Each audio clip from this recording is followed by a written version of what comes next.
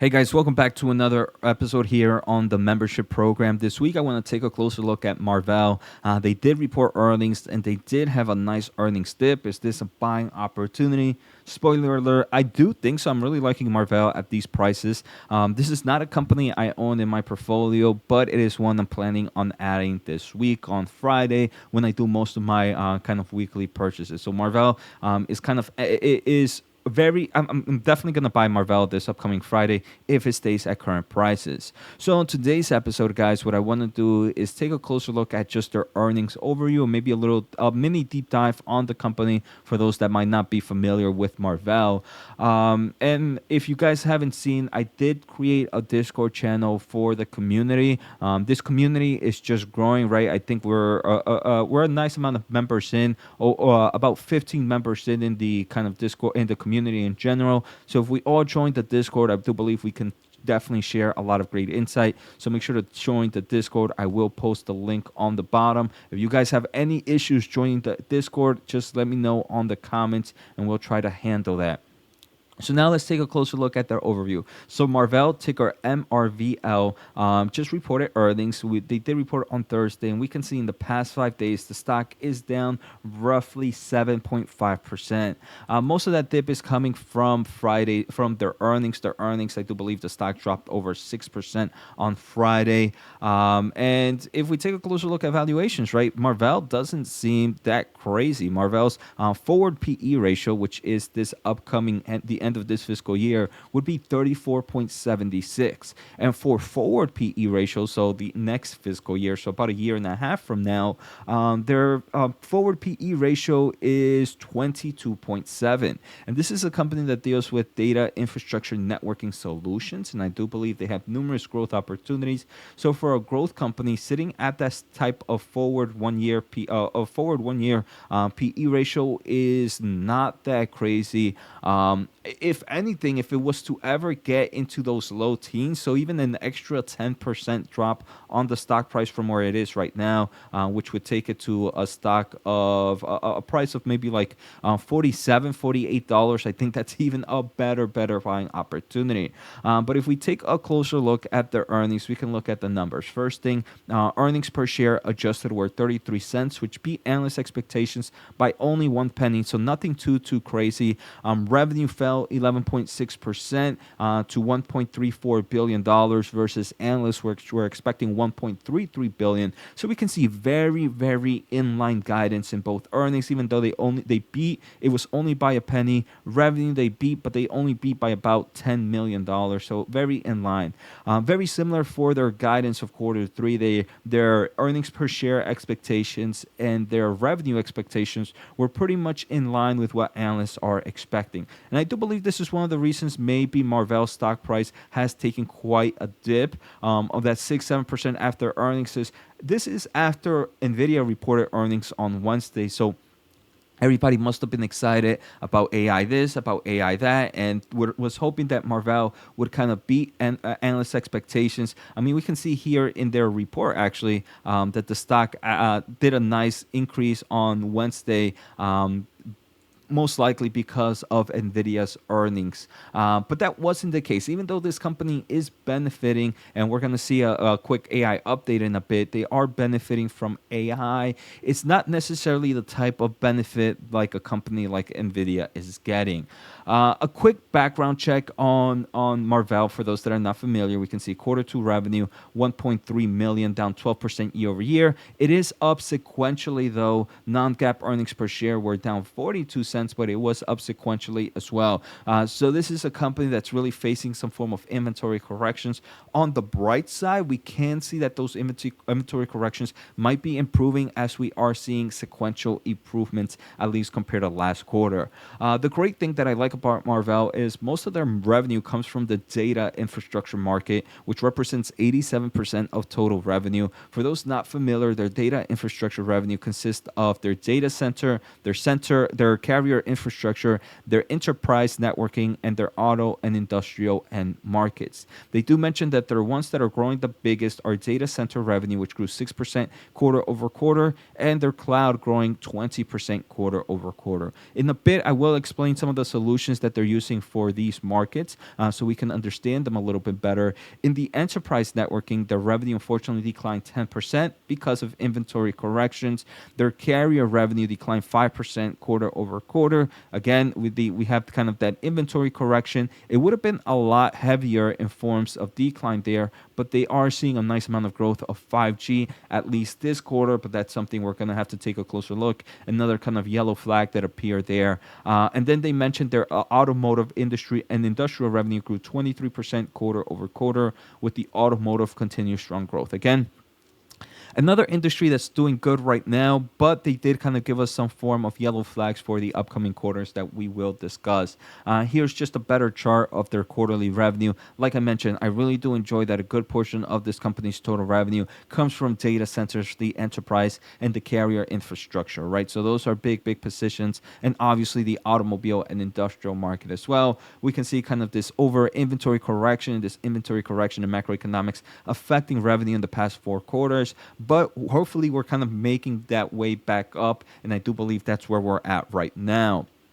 So now a quick recap of Marvell. For those that are not familiar, this is a company that provides data infrastructure product. They have things like storage, electro-optics, digital signal processors in 2 types of modulations. They have PAM4 and they have coherent. They are leaders in those types of kind of digital, of kind of signal sending, kind of putting it in top level, but electro-optics, which is very, very important for data transferring. They have processors, which they use to create their own kind of DPUs or data processor units, but they also use their processors to create things like ASIC solutions for other companies and for other types of solutions and unique solutions as well. In the networking, they have things like internet switches and PHYs. They also deal in the automotive in Ethernet, as we are kind of getting into the smart vehicle nowadays and the ways to communicate and bridge a lot of that information.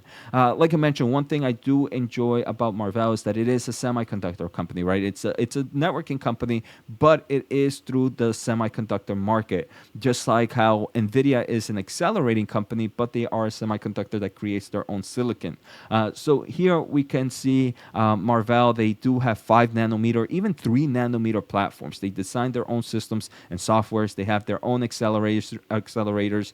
They are very advanced to some extent in packaging and interconnect, and this is kind of the next steps of semiconductor manufacturing, in my opinion. So for them to be designing things like multi-chiplet for co-packaging, optics, and in-package memory, I do believe it kind of showcases the strength of Marvell in their silicon market. Like I mentioned, they are a design company. They don't do any of the manufacturing, very similar to NVIDIA. They design and they deliver and do the support. Someone else does things like the manufacturing, the assembly, and testing.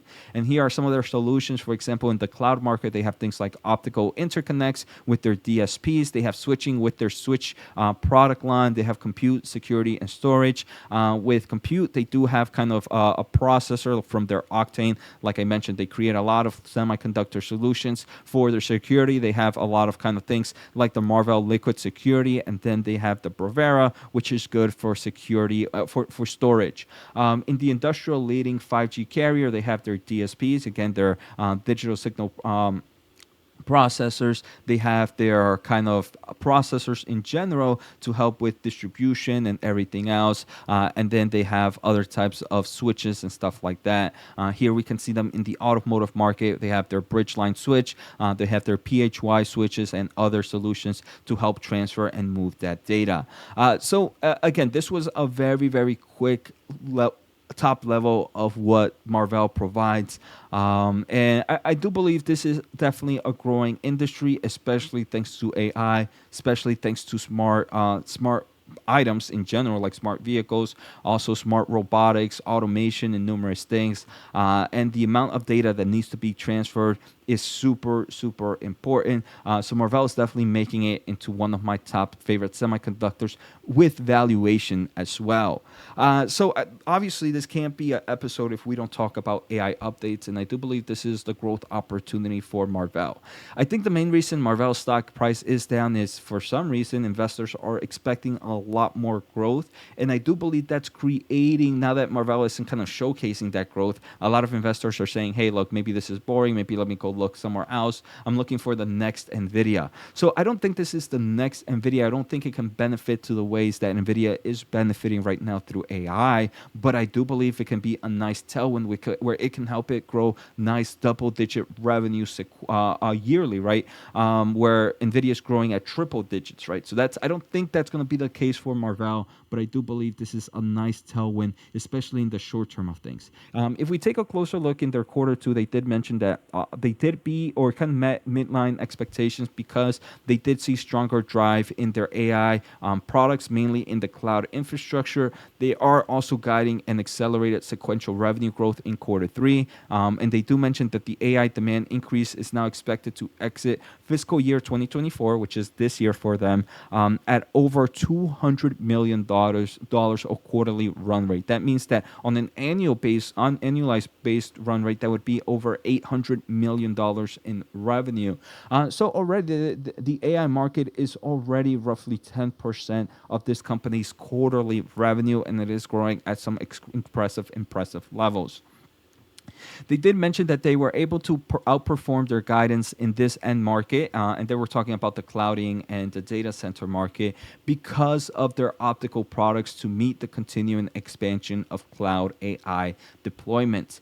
Now, if some of you might be curious, hey, Jose, how is this networking solution important for AI? So the company did kind of give us some great solutions there. They mentioned that in the last quarter, AI infrastructure requires a staggering amount of high bandwidth connectivity that's provided by optically connected infrastructure. Obviously, Marvell is a big player there. So Marvell is enabling AI with a broad range of solutions, including their PAM4 based optical DSPs. DSPs are digital signal processors, and AECs, which are active electrical cables, which are usually connected to the DSPs, right? So the DSPs go on one end, and then you kind of have these AECs connected between the DSPs. And these are used for connecting accelerator clusters inside data centers. So this is a great way to connect things like high performance GPUs. So obviously we can see that kind of market opportunity there. They also mentioned that they have things like Ethernet switches for fabric connectivity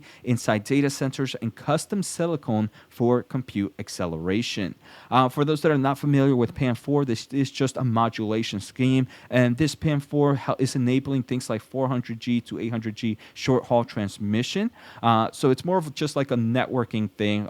So it's very important to understand that. They also mentioned that last quarter, in quarter one, they told their investors that cloud customers are enhancing their AI offerings by building custom accelerators of their own. Obviously, if you're building your own AI accelerator, you're going to need to build some form of connection with a lot of these kind of amazing networking solutions that Marvell has. So in the trend, now they're leading, the trend is leading to a larger and faster growing opportunity for Marvell's custom compute portfolio. They have mentioned that they have won a number of custom silicon programs tied to AI, and they expect those to start ramping into volume production next year. So I do believe next year we're going to continue to see more growth for Marvell in the AI market. They do mention, like I was saying, that based on their latest demand, their electrical optics products now expect revenue from AI to exit this year to over 200 million quarterly revenue run rate, or $800 million annualized. To put this in perspective, this would put us at a run rate we had previously communicated for all of next year. We are expecting continued outside growth from AI. So for those that might have been listening to Marvell, I think a quarter ago, they mentioned that, hey, look, next year we will have an annualized run rate of AI of roughly $800 million. This quarter, they say, hey, look, we're actually about a year ahead, and here we're going to reach that run rate rate of normalized annualized run rate of 800 million by the end of this year, and that would mean by quarter four they would have over 200 million dollars in quarterly revenue from the AI market. The second thing that they mentioned is they are expecting to continue this outside growth from AI. So it seems like it's not just a now thing; it's more a growth rate that they continue to happen.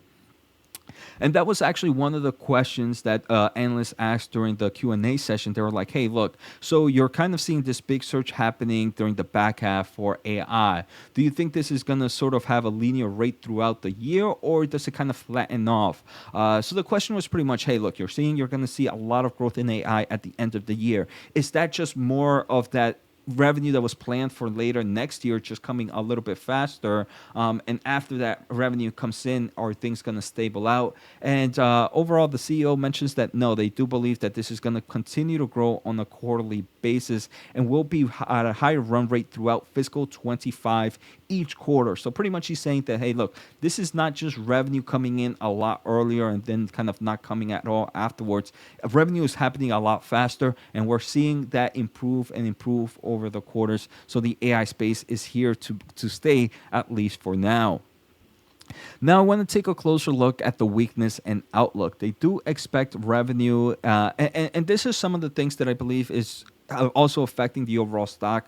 I do believe first was just the overall expectations of the AI market and how much was expected there. I think that didn't meet analyst expectations, and it's really causing a weakness of a buying opportunity. The other things is the company is still in kind of an inventory corrections, and some of their growing markets like the 5G and the automotive, like we're going to see, are seeing some weakness for the upcoming quarters, and maybe investors are not liking that. So they do mention, as expected, revenue from enterprise on-premise portion of their data center at market declined sequentially on a sequential basis in the second quarter, reflecting a weakening enterprise market, and they do believe that's going to be the case for quarter three as well. They do mention that looking ahead, while inventory digestions in some markets is taking longer to resolve, demand from AI applications continue to strengthen. So overall, we're still seeing that weakness in inventory digestion. Obviously, they're seeing that tailwind from AI, but I do believe the weakness in inventory is a bigger and more important, crucial part of the weakness that we're seeing right now. I do believe, right, that AI growth is strong, but it's not enough to cover that weakness happening in the market.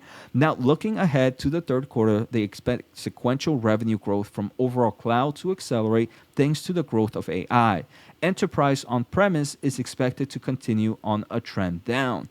Now, if we're taking a closer look at their carrier infrastructure, they did see kind of a sequential decrease, a sequential and year-over-year decrease, mainly driven by their wired portion of their carrier end market, reflecting ongoing demand weakness and inventory digestions at wired customers.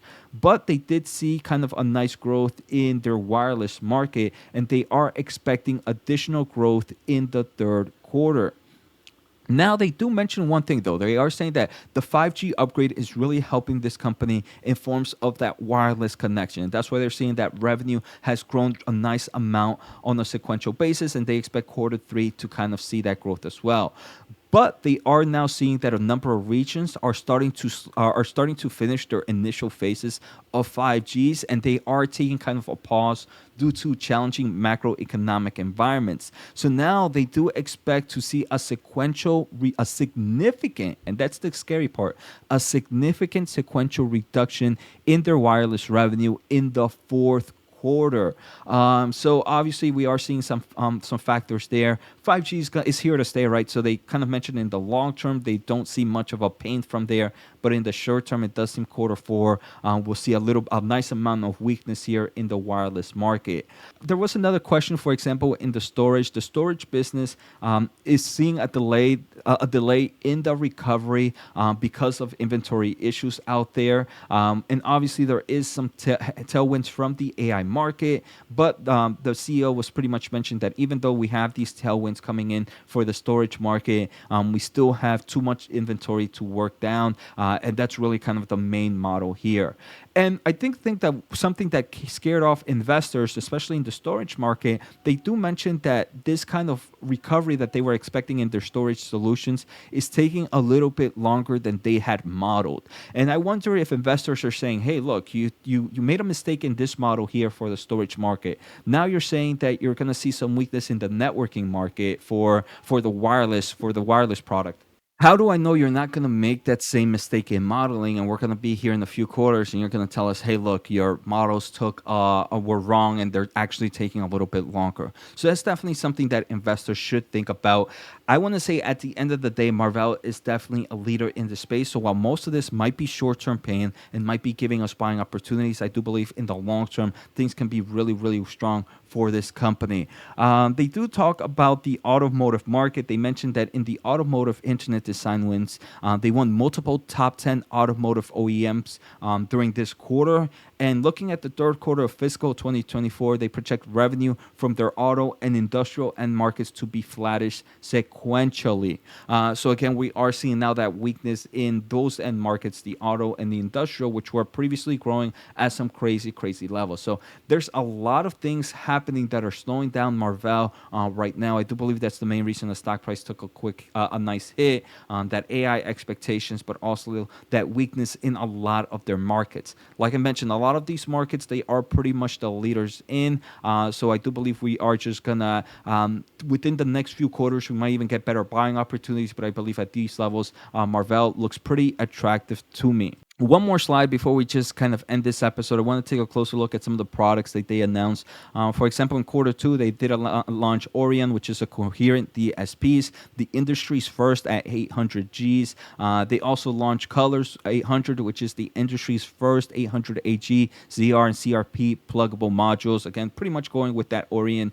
They did announce the industry's first 5 nanometer multi-gigabit Ethernet PHY platform. Again, we are seeing their own silicon solutions becoming a really big player on their own products. They also launched Brightline, which is an automotive central switches, the industry's first 90 gigabits per second switch for the automobile industry, and they are already sampling the 1.6 Tera Nova, which is going to be a PAM4 DSPs, and their 51.2 Teralinks switches.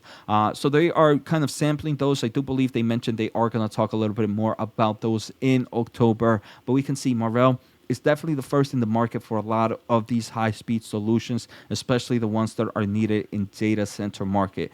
So they definitely have that growth opportunities.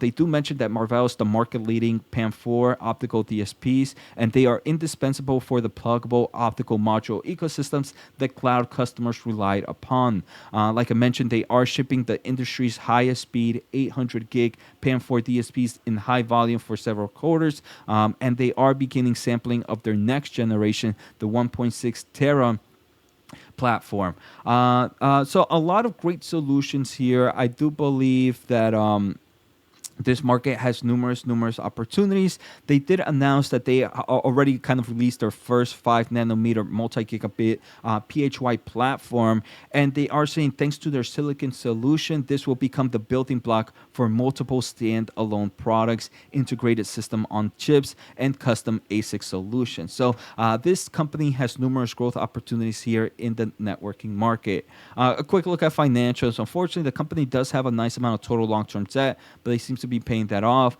In theory, this company's cash flow from operations positive helps it continue to run.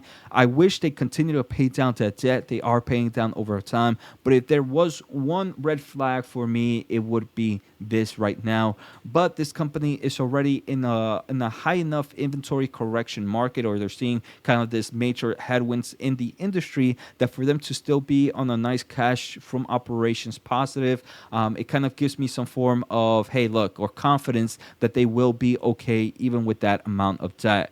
Like I mentioned, PE ratio forward 1 year sitting at 22.7. If this dropped to like the teens, so an extra 10%, the stock price was in the mid to high 40s, I do believe that would be a super attractive price. Right now, it would be more of like opening up with like a third position for me. So I hope you guys enjoyed today's episode. Take care, have a good day, and see you next time. Remember, if you guys want to join the Discord channel, just post a comment or send me an email at I'll post the email if you're having some issues. just let me know there. So take care, guys. See you next time.